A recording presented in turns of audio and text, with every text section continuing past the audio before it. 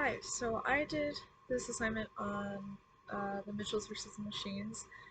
If you haven't seen it, it's about this kind of like quirky, little dysfunctional family who are going on a road trip to take their daughter to college, but the robot apocalypse happens and they have to save the world. So um, I wanted to do this movie because all the characters and all the relationships in the movie just feel really genuine and real.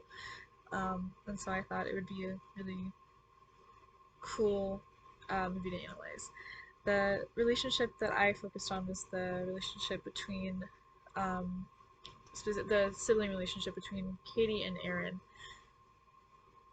As someone who doesn't have a sibling, I thought it would just be kind of cool to analyze how they communicated with each other.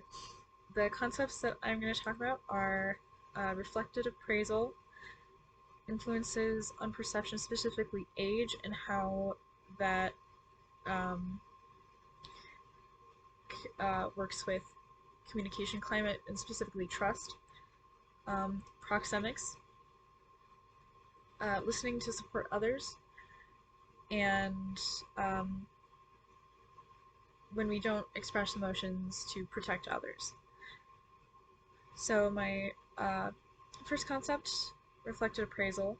Um, Katie and Aaron are kind of just like they don't really fit in with a lot of their peers. They have a lot of different interests and they're just kind of quirky and different. And so it's throughout the film, especially with Katie, who's older towards Aaron, she helps him feel like he's not too weird or like that he's just a normal kid, you know.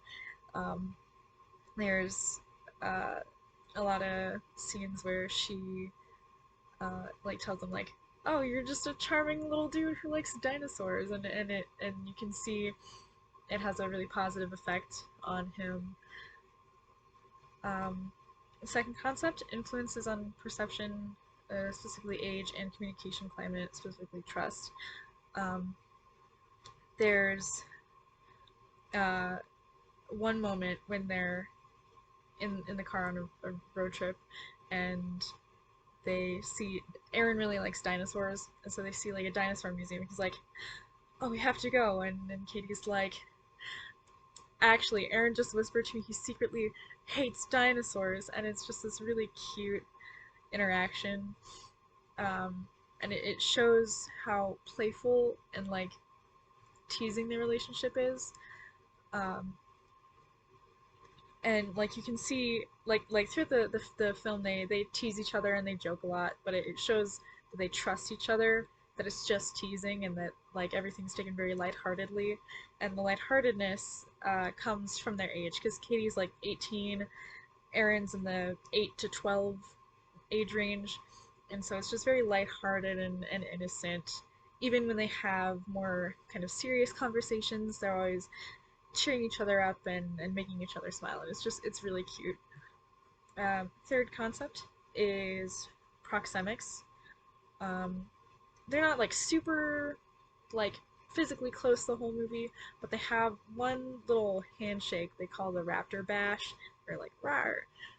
It's really adorable, and it shows that like just that small um, like physical interaction is enough to bring a lot of comfort.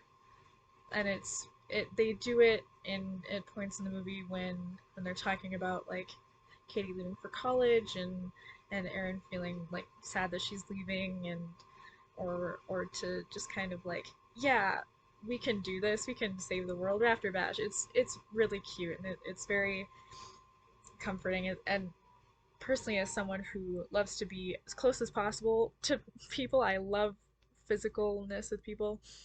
I really like the subtlety of just that small little interaction. And I think, you know, even small actions like that can be enough when they need to be. Um, Concept 4, listening to support others and responding to support others. I think I mentioned it before, there's a scene where Aaron is talking to Katie, and he is a little nervous and scared for her to leave because he'll be alone, but he presents it in like he uses his interests as like a segue into the conversation. He starts it as, well, velociraptors hunt in packs, so what happens when a velociraptor leaves the pack? And it's really cute because Katie, you can see her, she immediately understands what he's talking about. There's he doesn't need to elaborate or anything, and it's just really sweet to see how intently she's listening and like taking him seriously, even though he's kind of like a little joke like velociraptors, and it's just really cool, especially that he can talk to her in the way that he knows how to communicate through his interests, and she understands that and can support him uh, the same way through his interests. And there's also, you know, throughout the movie, Erin helping her with her interests in film, um, and and acting and stuff like that, and making home movies, and it's just really cute to see how they listen and support each other through their interests, even if the other person like isn't really interested in the other person's hobby. It doesn't matter because they're siblings and they'll support each other. uh, Concept 5, uh, not expressing emotion to protect the other person. There's this point in the movie when Katie is trying to like motivate her dad to like go forward with the plan to save the world, and she says some really cool things. She's like, "You're really cool, and we wouldn't be here without you." And afterwards, she kind of takes Aaron aside and is like, "Oh, I didn't really mean that. I just wanted to, I just want to save the world so I can get back to going to college and my life and blah blah blah." And Aaron is kind of taken aback at first, but he doesn't say anything. They even do a little raptor bash at the end of the conversation, but like you can see Aaron is not happy with the fact that she kind of lied and didn't mean what she said. Um, they fix it later, but it's just interesting to see how even a relationship as supportive and loving as theirs can still have issues of, you know, Aaron not wanting to hurt Katie by calling her out at first. And it's just that kind of deeper idea of like even healthy, good relationships can still have issues. Um, this movie has always had a big impact on me.